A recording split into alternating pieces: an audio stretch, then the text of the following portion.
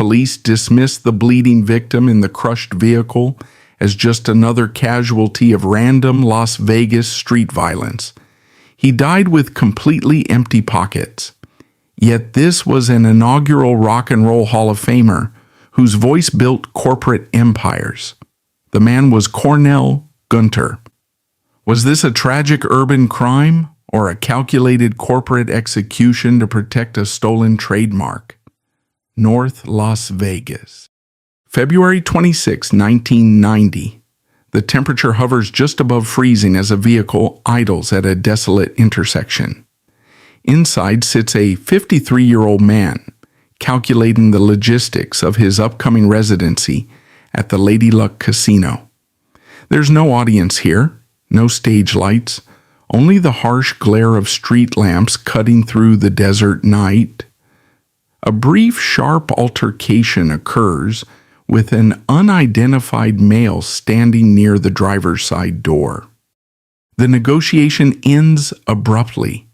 Two distinct gunshots shatter the windshield. The projectiles carry terminal kinetic energy, instantly severing tissue, shattering bone, and destroying the frontal lobe of the driver. The physiological response to catastrophic brain trauma is immediate and involuntary. The driver's foot heavily depresses the accelerator pedal. The vehicle surges forward blindly, tearing across the asphalt before terminating its trajectory violently against a solid brick wall. The deceased behind the crushed steering wheel is Cornell Gunter. 3 years prior to this execution, he stood on a highly publicized stage as an inaugural inductee into the Rock and Roll Hall of Fame. Tonight on the dirty pavement of North Las Vegas, his pockets contain nothing. The financial extraction of his life's work has been executed with such absolute precision that fellow entertainers, specifically Sammy Davis Jr. and Bill Cosby, will be forced to quietly wire funds to cover the basic logistical expenses required to process his corpse and put it in the ground. Shattering any illusion of random urban street violence, this collision of metal and brick served explicitly as the final violent liquidation of a human asset in a corporate war over nostalgia, driven entirely by the brutal arithmetic of the Las Vegas mob franchise system. Tracing the exact trajectory of the bullet that ended Gunter's life requires a forensic examination of the raw material that made him a target in the first place, his vocal architecture. In 1958, the American entertainment apparatus required a specific type of fuel to power its post-war expansion. Cornell Gunter provided it. As a foundational tenor for the vocal group, the Coasters, his biological instrument was subjected to intense continuous labor. The group was not a collection of independent artists. They were the primary engine for massive commercial properties. When Gunter stepped up to the studio microphone, he was manufacturing capital. Tracks like Yakety Yak and Charlie Brown were not just songs. They were highly efficient financial instruments. Inside the recording booths of Atlantic Records, the physical vibration of Gunter's vocal folds was captured, pressed onto millions of vinyl discs, and shipped across the globe. Quarters flooded into jukeboxes in every diner and bar across the United States. Radio stations syndicated the audio to millions of listeners. The revenue generated by these physical assets built recording empires, funded executive estates, and established the financial baseline for the entire modern music industry. The Coasters sold tens of millions of records. The capital flowed in a massive, uninterrupted river straight up the corporate ladder. The men generating the product, however, were placed on a strictly controlled weekly allowance. Moving far beyond mere financial extraction, the exploitation proved intensely physical. The logistics of touring the United States in the late 1950s and early 1960s required moving black bodies through the deeply segregated, hostile territories of the Jim Crow South. The coasters were deployed into environments where their physical safety was constantly compromised. They performed in theaters where they were barred from using the front doors, forced to enter through garbage-strewn alleys, and denied service at local restaurants after generating thousands of dollars for white promoters. Within the internal dynamics of the group, Gunter served a specific function beyond his vocal range.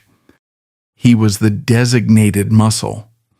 When local promoters refused to hand over the gate receipts, or when violent elements in the crowd threatened the group, Gunter was the physical deterrent. He navigated the daily threat of physical assault, using his stature and aggression as a survival tool to ensure the commercial product survived to reach the next venue. The corporate narrative reduces Cornell Gunter to a static audio file, but his actual market value was intensely kinetic. Far from a mere session vocalist standing motionless at a microphone, he operated as the primary visual architect of the group's highly lucrative theatrical stagecraft. The coaster's repertoire functioned as 3-minute comedic operas, and Gunter engineered the precise physical timing, the exaggerated facial expressions, and the rapid-fire choreography that transformed a standard R&B performance into a highly visual, mandatory ticket purchase. The syndicate could easily file the federal paperwork to steal the legal rights to the audio, but they could not copyright or duplicate his biological charisma. This was the exact reason his continued independent existence was intolerable to the counterfeit operators. When the mob deployed their replacement vocalists onto the casino stages, the visual deficit was immediately apparent to the paying public. The counterfeits could mimic the tenor notes, but they could not replicate the specific magnetic physical execution of Gunter's live performance. He possessed a visceral authenticity that instantly degraded the financial value of the syndicate's fabricated product. His physical body on a rival stage was a living, breathing breach of their stolen trademark, exposing the corporate fraud to the consumer in real time. The structural violence against Gunter reached its critical mass not in a segregated club, but in a sanitized management office in 1961. The management tier, spearheaded by Executive Lester Sill, executed a precise, bloodless legal maneuver that would dictate the rest of Gunter's life. They registered the federal trademark for the name The Coasters. Through a single filing of paperwork, the creators of the cultural product were instantly stripped of all ownership. The legal alchemy was flawless. The men who sweat on the stages, who bled on the road, and who generated the millions were legally downgraded from stakeholders to expendable contracted laborers. The name, the brand, the equity, and the entire future earning potential belonged exclusively to the managers. Gunter was handed a contract that explicitly detailed his own irrelevance. He was permitted to sing the songs he helped make famous, provided he accepted a flat, non-negotiable wage, while 100 of the trademark licensing, merchandising, and residual capital was diverted to the executives. The system was designed to mandate his eventual poverty while extracting his maximum labor. Gunter recognized the legal trap immediately. He possessed a volatile intolerance for subjugation. In 1961, he severed the contract.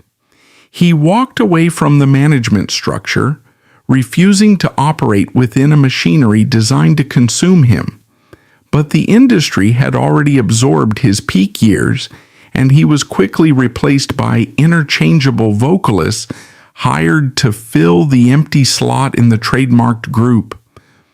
Gunter was left on the outside of the empire he had built, completely cut off from the royalties of his own recorded voice.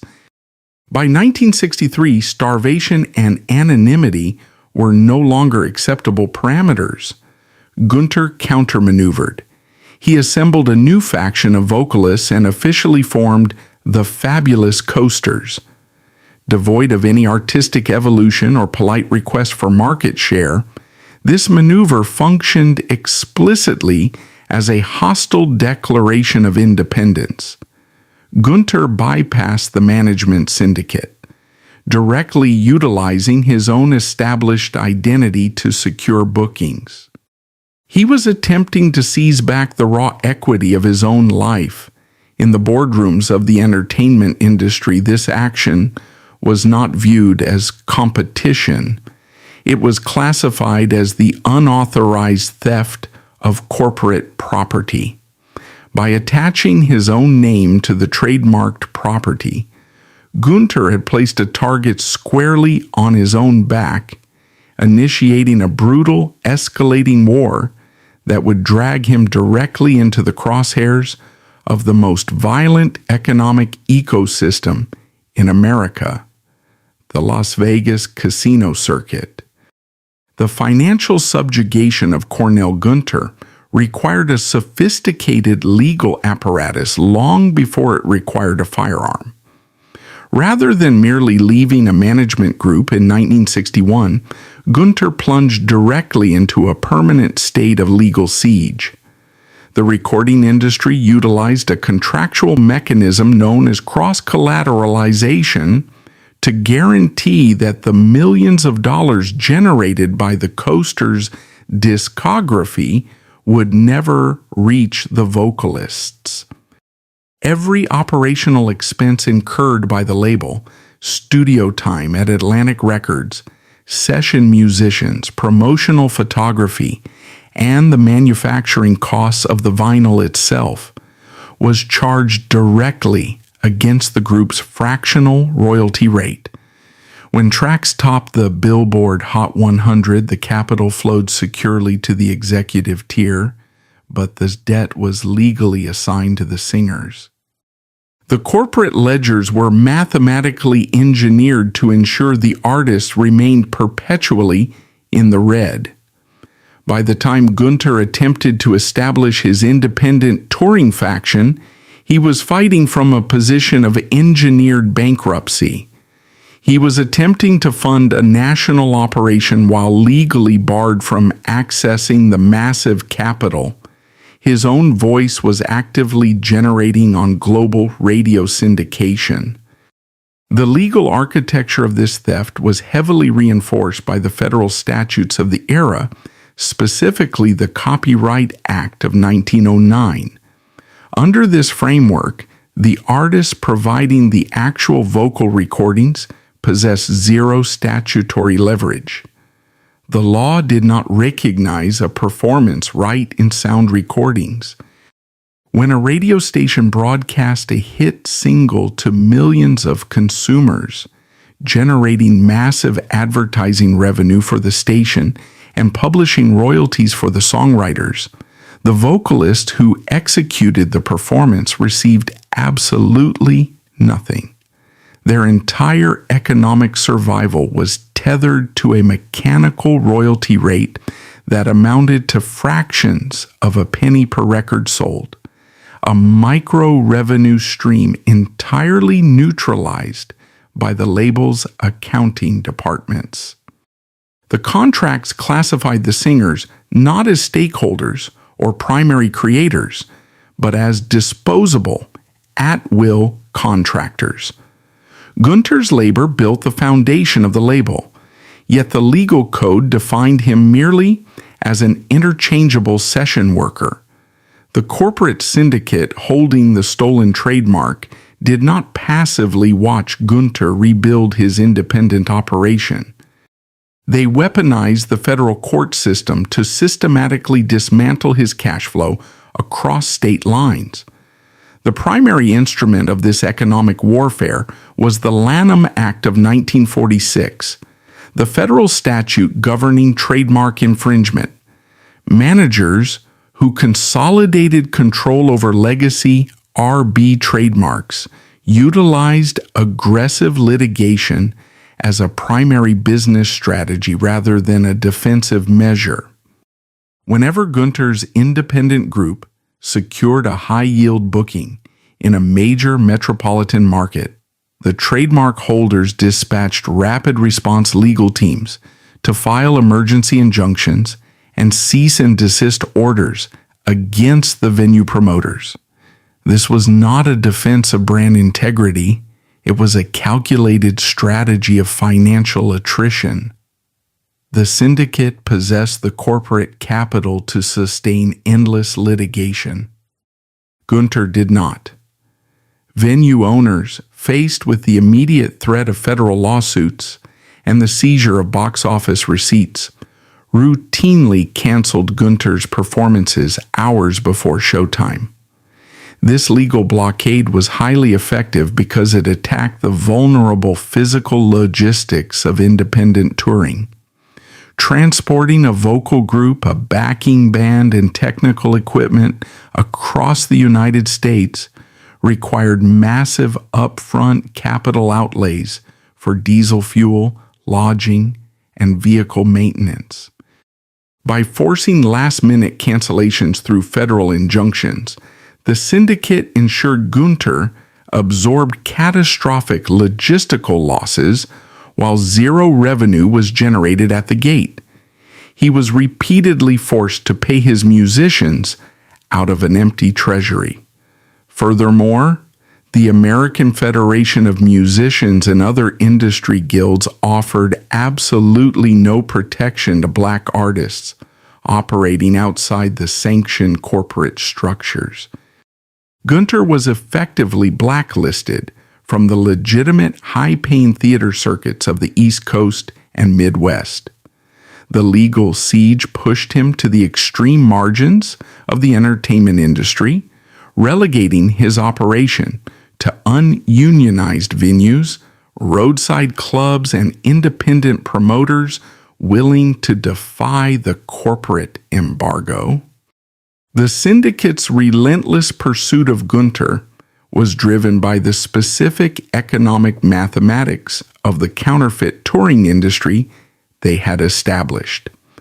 A legitimate original artist like Gunter commanded a baseline market value, required professional accommodations, and possessed the agency to audit the box office.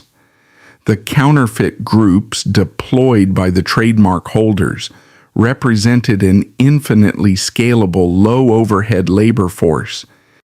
These groups were composed of anonymous singers who demanded no royalties, asked no questions regarding accounting, and accepted poverty-level flat fees.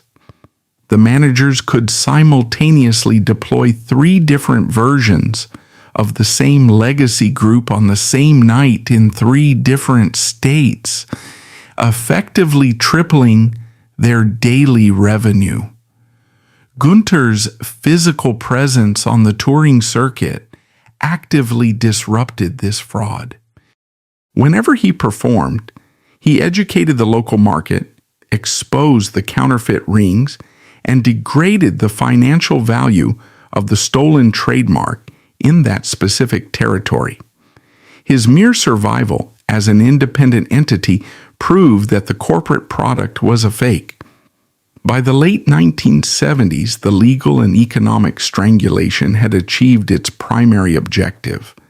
Gunter's operational radius was severely restricted. The barrage of federal injunctions had successfully severed his access to the traditional national touring infrastructure. The capital required to fight simultaneous legal battles in multiple federal jurisdictions had completely drained his reserves. He was legally outgunned by the corporate attorneys and blacklisted by the mainstream promoters. This engineered economic desperation was the exact mechanism that forced Gunter to redirect his operation toward the only remaining high-cash environment that operated completely outside the jurisdiction of traditional industry regulations and federal copyright audits. He drove his touring bus away from the heavily litigated East Coast and navigated directly into the Nevada desert, trading a prolonged war of attrition with corporate attorneys for a direct confrontation with syndicate enforcers. The geographical shift to Nevada was not a career renaissance. It was an unauthorized entry into a heavily militarized economic zone.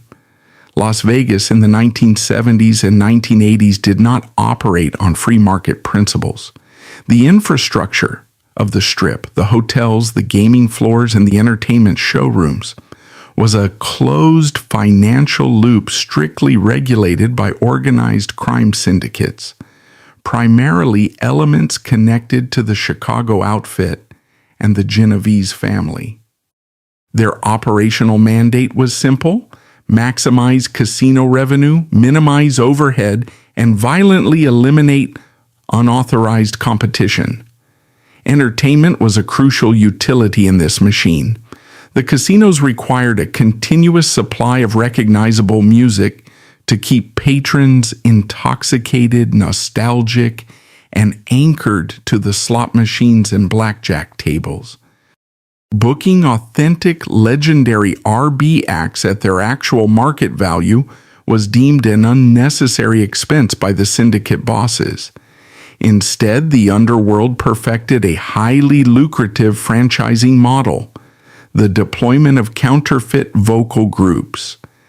Managers holding the legal trademarks to names like the Coasters, the Drifters, and the Platters operated in direct collusion with mob-tied casino bookers.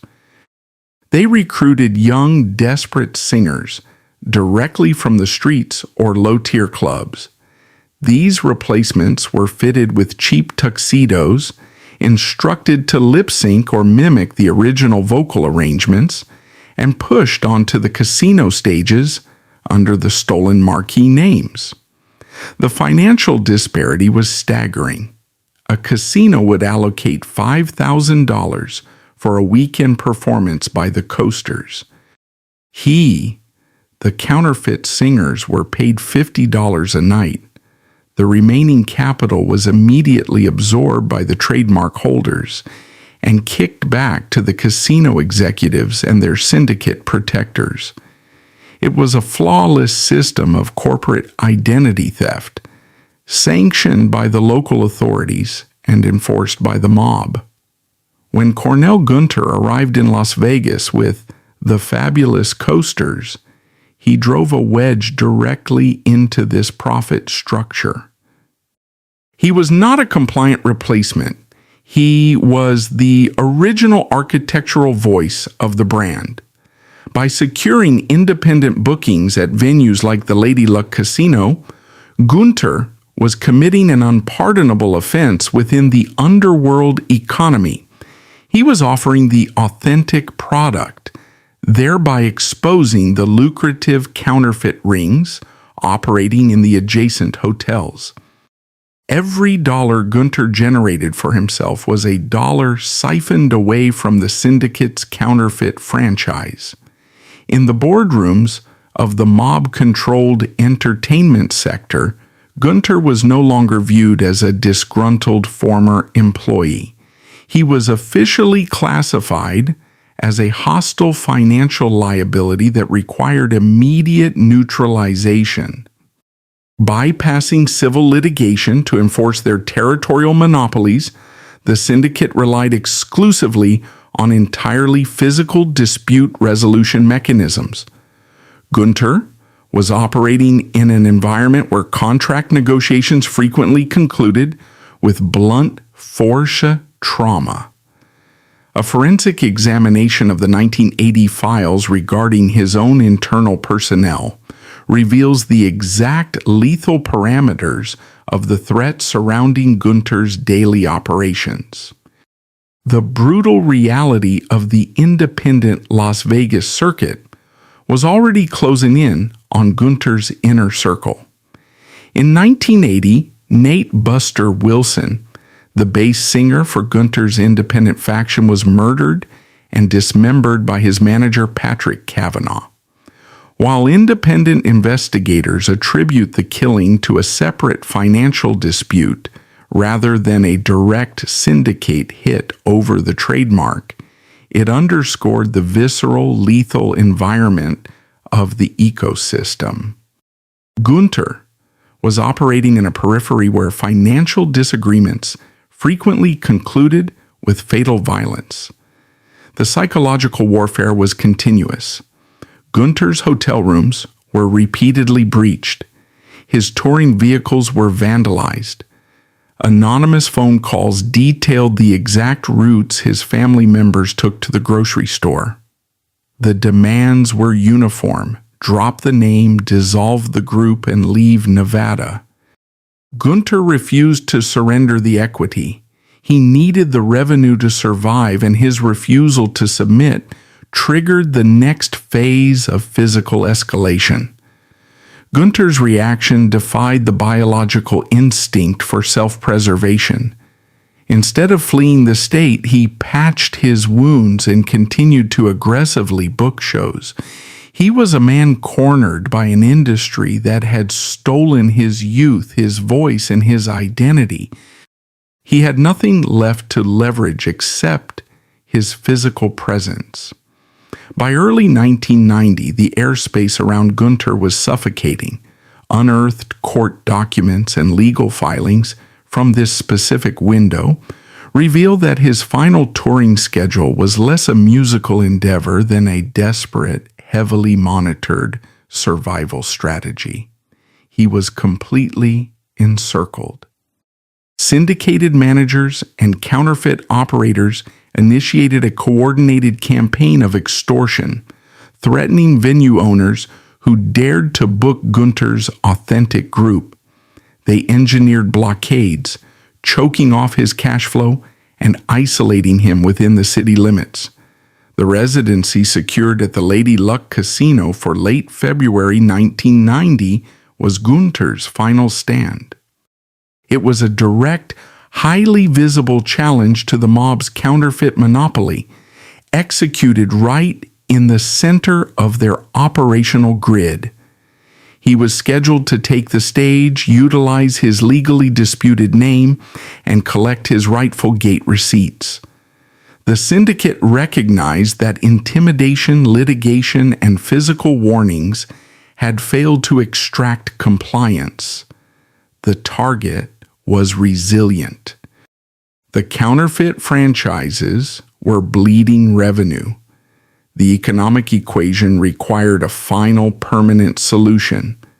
The variables were locked into place, and the coordinates were set for the intersection in North Las Vegas. The preparation for the residency at the Lady Luck Casino demanded an intense, almost militaristic logistical focus. February 26, 1990. Cornell Gunter navigated the streets of North Las Vegas, not as a celebrated artist preparing for a comeback, but as an unauthorized operator maneuvering deep behind enemy lines. The Las Vegas Strip, a billion-dollar illuminated grid, functioned on strict racial and economic hierarchies engineered by the ruling casino bosses. For decades, Black artists were imported into this ecosystem strictly as mechanical units designed to extract capital from white tourists. They were forced into service elevators, housed in substandard conditions, and denied the basic human dignity afforded to the patrons they entertained. Gunter was intimately familiar with this operational blueprint. He knew that the syndicate managers, operating as legal extensions of families like the Genovese and Colombo crime syndicates, enforced a rigid system of absolute financial extraction. They hijacked publishing rights, controlled the arbitrary distribution of wages, and utilized severe physical violence, including armed threats and physical assaults, to suppress any demands for equitable compensation. By independently booking his show at the Lady Luck, Gunter aggressively bypassed this extortionate framework. He was attempting to directly reclaim the revenue stream generated by his own biological instrument. The vehicle he drove that night functioned as his mobile command center in a protracted corporate war. The intersection in North Las Vegas provided the geographical coordinates for the syndicate's final counteroffensive. The architecture of the ambush was brutally efficient, systematically stripping away any pretense of a random urban encounter.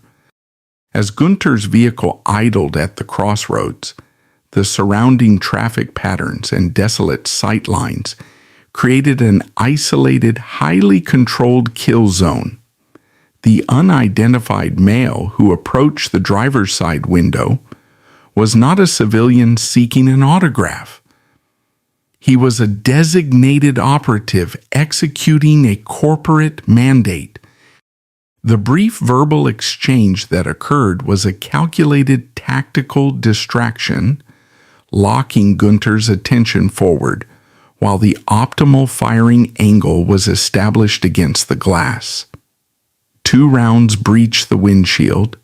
The forensic reality of the gunfire dismantled the Hall of Fame legend in fractions of a second. The first projectile shattered the safety glass, transforming the transparent barrier into blinding shrapnel before entering Gunter's skull. The kinetic energy destroyed the frontal lobe, instantly terminating complex cognitive function and deliberate motor control. The second round struck the upper chest, penetrating the thoracic cavity and causing massive internal hemorrhaging. The vocal cords that had structured the foundational architecture of mid-century rock and roll, the biological instrument that had generated millions of dollars in sustained liquid revenue for the casino cartels, were saturated in blood and rendered permanently silent. The physiological shockwave triggered a final reflexive muscle spasm. Gunter's foot drove the accelerator pedal directly into the floorboard. The vehicle, now operating under the mechanical control of a dying man, surged violently through the intersection. The engine roared, a mechanical scream cutting through the cold desert air before the heavy chassis impacted a solid brick wall. The collision crushed the front end, folding the steel frame and snapping the steering column inward against Gunter's chest. Inside the twisted cabin, amidst the shattered glass and deployed fluids, the physical manifestation of the syndicate's power dynamic was complete. When emergency personnel pried open the wreckage, they did not extract a wealthy cultural icon. They extracted a casualty of the Las Vegas entertainment machine. The immediate crime scene investigation functioned as a grim, undeniable financial audit. The paramedics and responding officers emptied Gunter's pockets to establish identification and secure his personal effects. The inventory revealed the absolute terrifying success of the mob's extraction model. There were no thick rolls of cash, no platinum credit cards, no evidence of the vast wealth his voice had generated over 3 decades of continuous labor. His pockets were completely empty. The syndicate had not only authorized his physical execution, they had systematically drained his economic lifeblood long before the trigger was pulled. The dichotomy between Gunter's massive cultural footprint and his physical reality at the time of death was staggering. Across town, inside the heavily guarded air-conditioned counting rooms of the major casinos, syndicate executives and hotel bosses were tallying millions in nightly profits. A significant percentage of that revenue was driven directly by the nostalgia market, fueled by the counterfeit vocal groups performing Gunter's stolen repertoire under his trademark name. The machine continued to print money, leveraging the illusion of his legacy, while the actual architect of that legacy bled out in a crushed vehicle, entirely discarded by the system once his resistance proved too costly to manage. The financial degradation extended beyond the asphalt of the crash site and directly into the county morgue. Processing a homicide victim, securing a casket, and purchasing a burial plot required immediate liquid capital. Gunter's estate, relentlessly raided by decades of legal injunctions and mob-enforced blockades, possessed zero liquidity. The man whose vocal performances were etched into the permanent cultural registry of the United States could not afford the basic logistical requirements of his own burial. The absolute poverty of his final state necessitated outside intervention. The financial rescue did not materialize from the record labels that continued to press and sell his albums, nor from the casino executives who built their empires on the era he helped define. It came quietly from fellow entertainers who deeply understood the lethal mechanics of the industry. Sammy Davis Jr. and Bill Cosby, men who had navigated the exact same hostile, segregated operational matrices, intercepted the crisis. They wired the necessary funds to clear the municipal hurdles and ensure Gunter's remains were not relegated to an unmarked pauper's grave. Their financial intervention was a silent, bitter acknowledgement of the war Gunter had fought, a war against a legally sanctioned, criminally enforced system of indentured servitude that viewed black artists strictly as disposable, high-yield assets. The checks written by Davis Jr. and Cosby covered the dirt thrown over Gunter's casket, finalizing the physical burial of a man who had already been economically buried alive by the Las Vegas machine. The physical elimination of Cornell Gunter was only the initial phase of a highly coordinated operational mandate. As the paramedics extracted his shattered remains from the crushed vehicle, a secondary, entirely financial extraction was already in motion. The syndicate did not simply require Gunter's biological death. They required the total corporate erasure of his independent enterprise. Within hours of the ballistic trauma that ended his life, the primary physical assets of his touring company vanished from the Las Vegas grid. The most visible casualty of this secondary operation was the Silver Eagle touring bus. This was not a standard passenger vehicle. It was a massive, custom-designed piece of heavy industrial machinery required to transport personnel, wardrobe, and equipment across state lines. A vehicle of that tonnage and highly specific visual profile cannot be quietly misplaced or spontaneously stolen by random street criminals. Its disappearance required coordinated logistics, heavy transport capabilities, and secure, untraceable storage facilities, resources exclusively controlled by the organized crime networks operating the Las Vegas entertainment sector. Simultaneously, the core nervous system of Gunter's operation was surgically extracted. All financial ledgers, accounting books, contractual documents, and venue contact lists were removed from his possession and completely purged from the record. This theft was fundamentally strategic. Those documents were the absolute proof of his independent market share.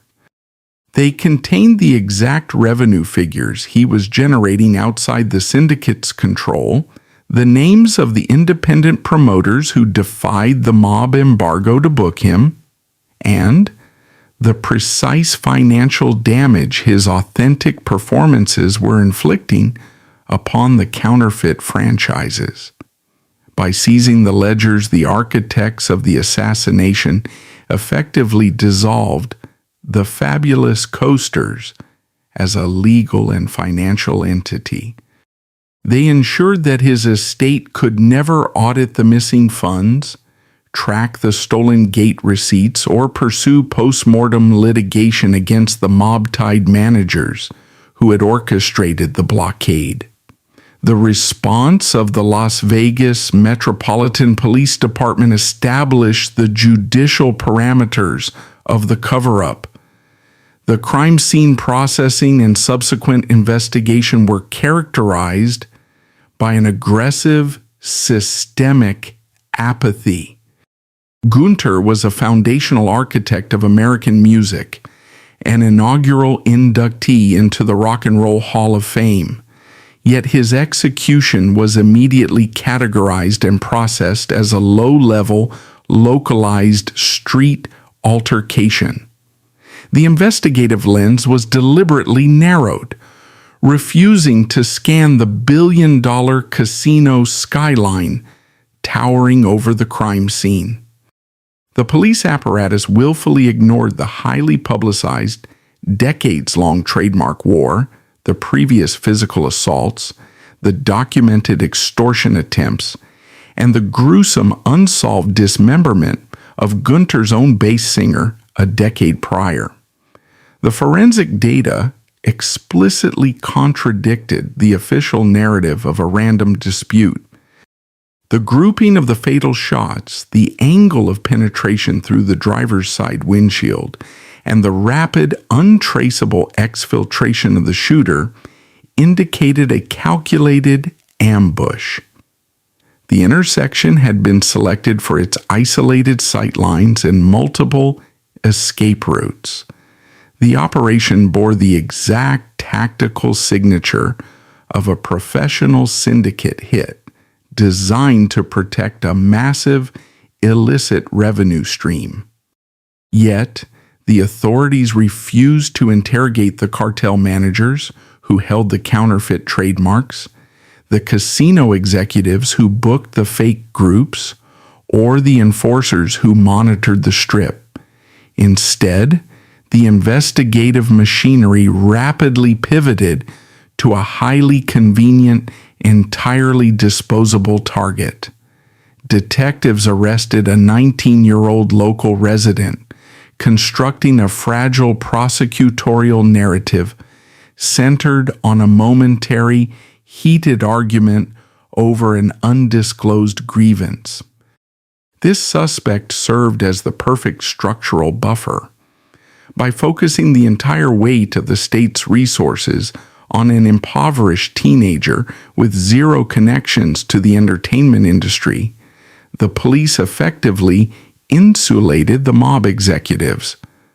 The trial was transformed into a procedural theater. When the case finally entered the courtroom, the structural integrity of the prosecution's argument immediately collapsed. The state presented a fundamentally compromised sequence of events. Ballistics experts could not conclusively link the physical mechanics of the shooting to the suspect's alleged position. Key witness testimonies fragmented under cross-examination, revealing glaring contradictions regarding the timeline and the visual identification of the shooter in the dark intersection. The state failed to provide a credible motive, ignoring the massive financial incentives tied to the victim's name. The jury returned a verdict of acquittal. The 19-year-old was released, completely clearing the legal docket. The Las Vegas judicial system officially classified the execution of Cornell Gunter as a cold case. The files were archived, the evidence boxes were sealed, and the investigation was permanently frozen. The true architects of the assassination, the mob-tied managers and syndicate bosses who required Gunter's death to secure their counterfeit nostalgia monopoly, never saw the inside of an interrogation room. The apparatus of the state had functioned exactly as required by the underworld economy, effectively sanitizing a corporate hit and ensuring that the lucrative machinery of the Las Vegas Strip continued to operate without interruption, fueled by the blood and stolen legacies of the artists it consumed.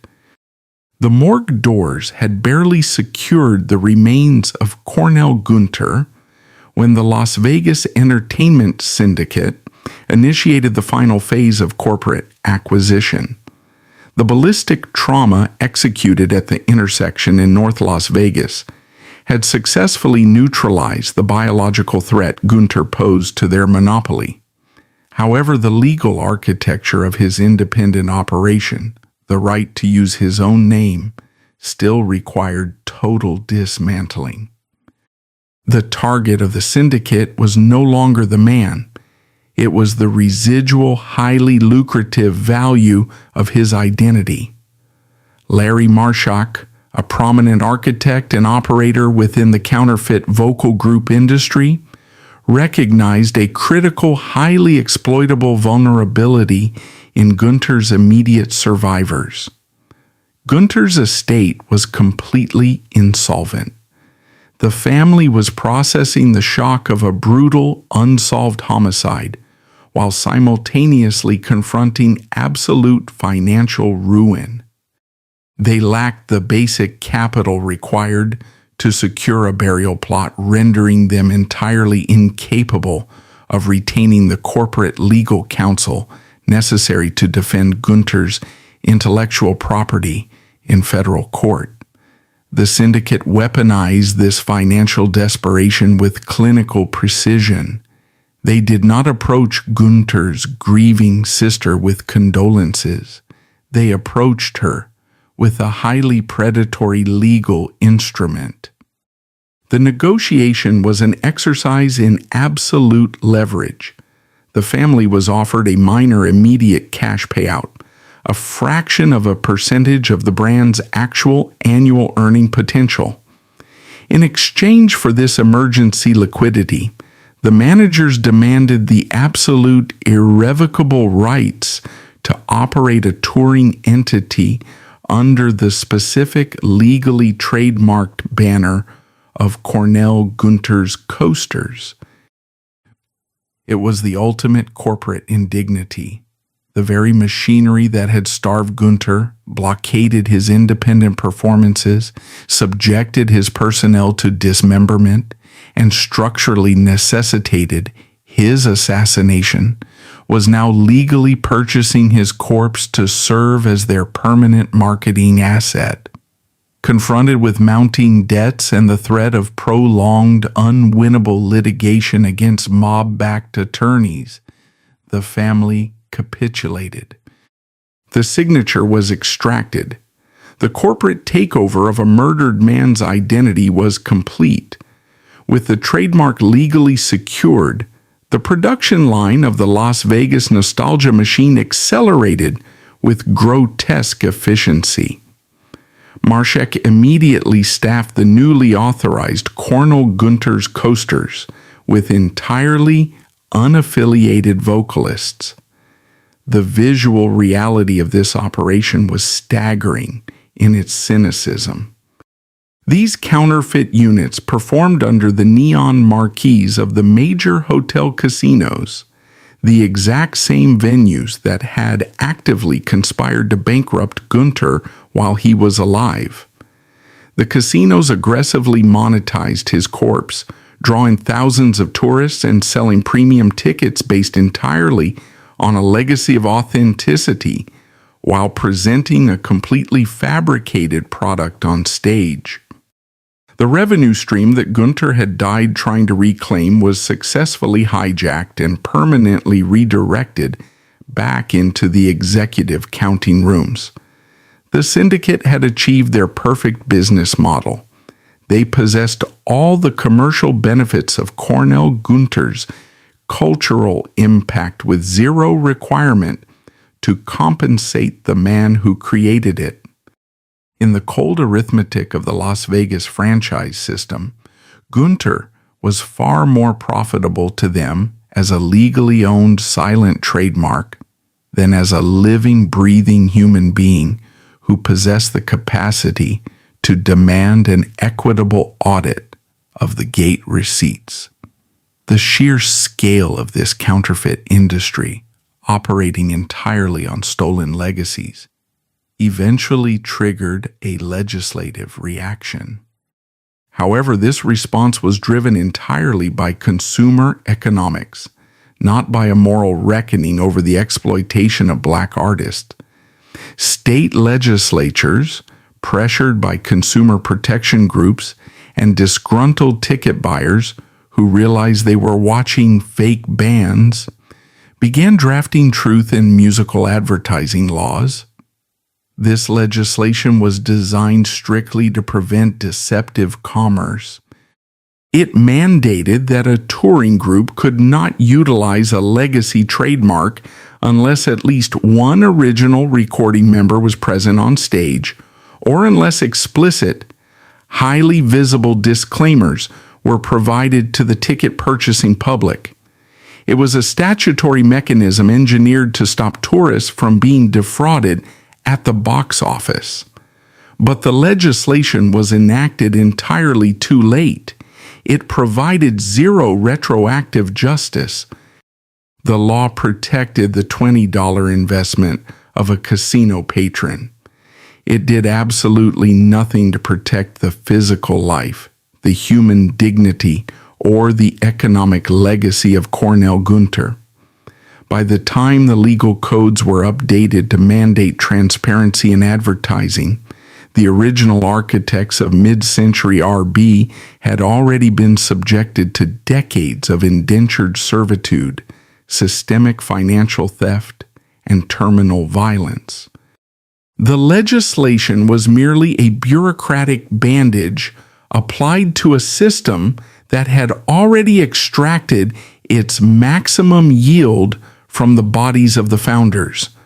Today, the Las Vegas Strip operates as a sanitized, multi-billion-dollar corporate monolith. The crude violence of the underworld syndicates has been replaced by publicly traded conglomerates, and the mechanisms of control are now executed entirely through non-disclosure agreements, arbitration clauses, and algorithmic marketing. Yet the foundation of that immense glittering wealth was poured directly over the shattered lives of the men who first generated its momentum. Stripped of the tragic misunderstanding narrative or the illusion of simply falling through the cracks, Cornell Gunter was deliberately crushed by an economic ecosystem that viewed his singular talent as a raw, harvestable commodity, and his demand for personal sovereignty as a hostile corporate threat. His death in a crushed vehicle on a freezing Nevada street remains the ultimate unalterable receipt of the American entertainment industry's foundational era. It exposes the exact terrifying distance between the roaring applause of the showroom floor and the blood-soaked ruthlessness of the ledger. The music endures. The foundational tracks of rock and roll are digitized, streamed into perpetuity, and licensed for global advertising campaigns, scrubbed entirely clean of the violence required to produce them. But beneath the perfect harmonies, the enduring nostalgia, and the relentless neon glow lies a cold, historical truth. The machine never loved the men who built it. It only loved the capital they could generate. And when they stopped generating it, or when they dared to stand up and demand their rightful share, the machine simply erased them, legally stole their names, and kept the music playing.